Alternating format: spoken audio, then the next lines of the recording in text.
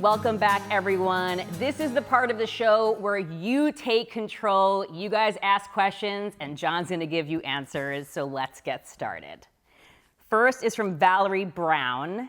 In all of your years of touring, what is your most memorable moment on stage? That's impossible, Val. I mean, how many over nearly 40 years? There's so many I can remember. The first time we played the Garden, 1983, opening for ZZ Top before the first record came out. We were about to start the very first song. The crowd is being polite. Then there's silence. Richie was meant to start the first song and his guitar was dead. And the chant started to grow. ZZ Top, ZZ Top. And the audience is starting to get restless. And he's panic stricken. And I have to take off my guitar. I toss it to him. I go, it's all on you. Play the guitar. He plays mine, turns it up to 10. And we get through a 30-minute set in 17 minutes.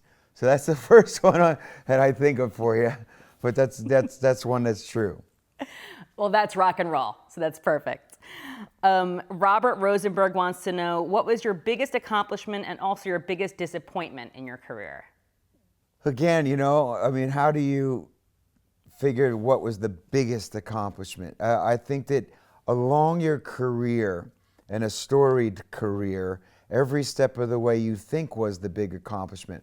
So whether I played a block dance or got a record deal or got our first #1 album or played your first, I don't know, stadium to our induction into the Hall of Fame, every time you got to that level, you thought that's the pinnacle. And then you look up and there's another mountain in front of you.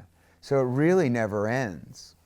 Tabitha Perkins wants to know, was there a single moment when you realized that you had hit it big time? I think that question was answered with the last one too. Along that ride, you never really know if you've made it. And along the way, when I look back from a vantage point, a year or 2 or 5 on, you look back and you go, oh, wasn't that cute? Look where we are now. Oh, wasn't that cute? They're nice, and it just keeps going. All I know is that it just keeps going. Which is such a gift for all of us. Ethan Snyder asks, who are the artists making music right now that you're listening to? Which performer of today do you see having the staying power that you have had? I like unique artists, and I think that there are plenty of them. Streaming did open up the world to one thing beautiful. We don't have to be siloed by terrestrial radio where playlists are so small, or the way MTV used to be programmed. So when I see somebody as popular but as unique as Harry Styles or Billie Eilish, then I go, amen, hallelujah, this is really great. And so I think the world of those kinds of artists who aren't afraid and they're not making cookie cutter music to appease pop radio. You are on top of it and you have great taste. I'm not surprised. Val Malaxa wants to know, how do you recharge your creative energy? That's a good question. How do I recharge my creative energy? Well, you have to have the confidence to shut off the faucet when you've finished kind of a project. And then you take your time and know that you have the confidence to do nothing. And that to me is a part of doing something. And then eventually you're going to stumble into a book, a movie, a record, an experience that's going to lead you to sit down and start thinking of words and a melody and picking up a guitar to find the chords. That's such great advice. The whole sometimes doing nothing is doing something. I love that. Tracy Culcahoon asks, what is on your personal playlist right now? Oh my goodness. That's always a tough question because it's after I walk out of the room, I'll have had 10 ideas as to what I was listening to. Just this morning, I heard that new Bruno Mars song that he put out because it's brand new and I was curious. He's such a great singer. I wanted to see what he had to say. I liked it. So I'm always open-minded to hearing something new. I'm looking for the singer-songwriter. I'm looking for that guy that's going to be my next Damien Rice, who was somebody that many years ago I couldn't get enough of. He could sing the phone book to me and I would have bought it.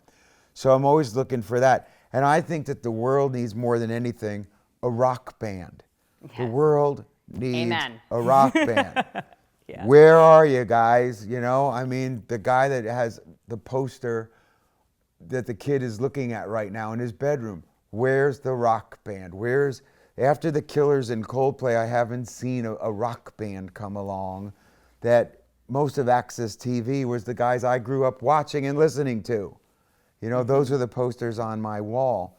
I want to see that happen again because the world's ready for you. The cool thing is because there are young rock bands, it's just that rock has not become as popular in mainstream culture. So it's alive and well. It's just a little bit more underground. So there's hope. You're telling me. Yeah, You're telling me. Exactly.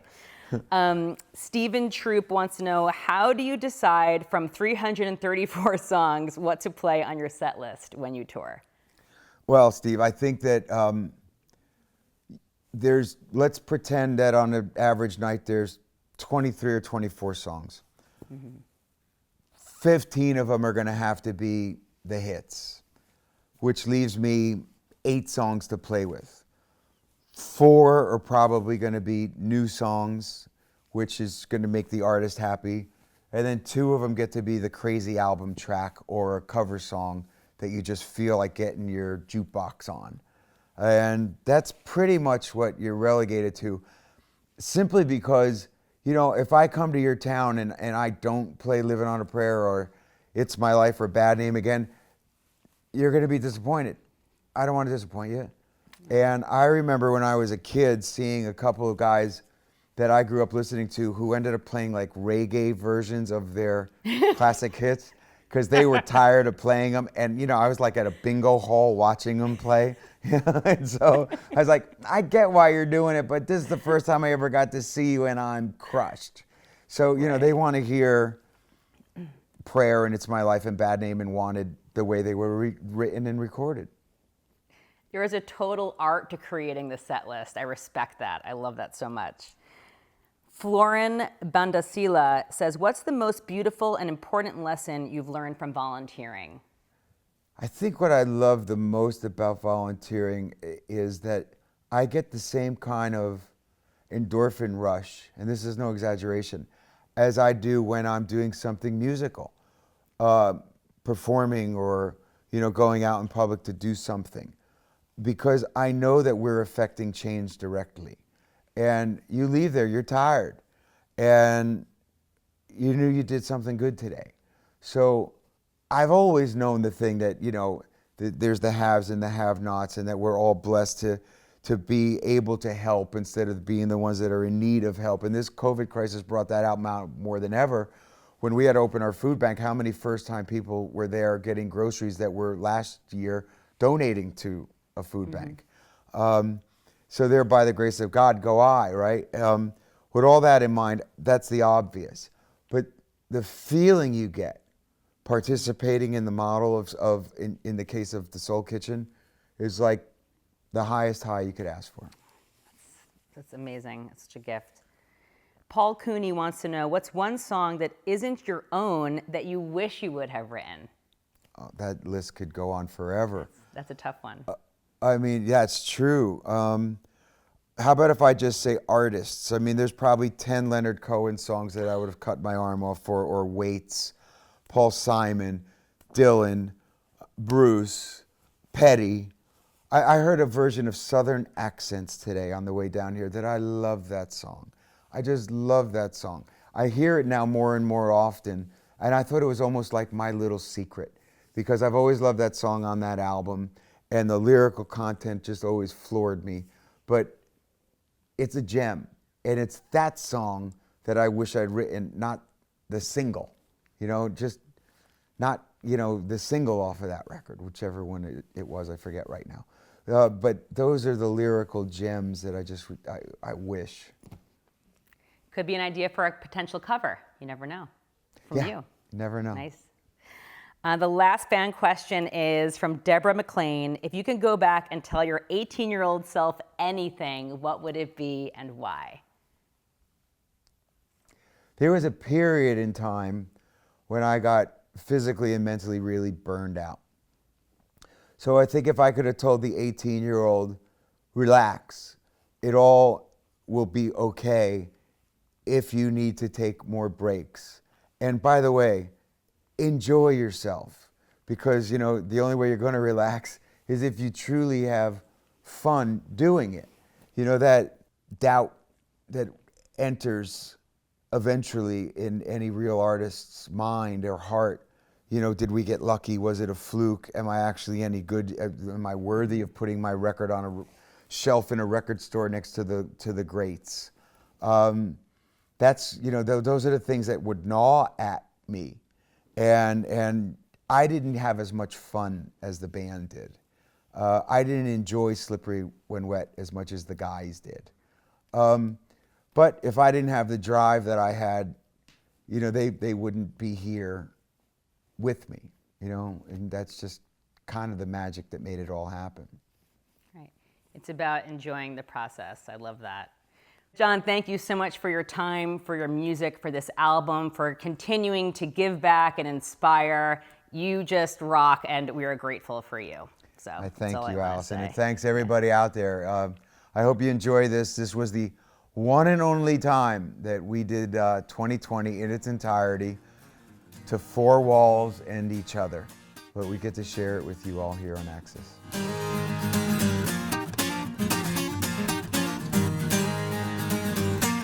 Bon Jovi 2020, performed live in its entirety. And don't miss the exclusive pre-show, a conversation with Jon Bon Jovi.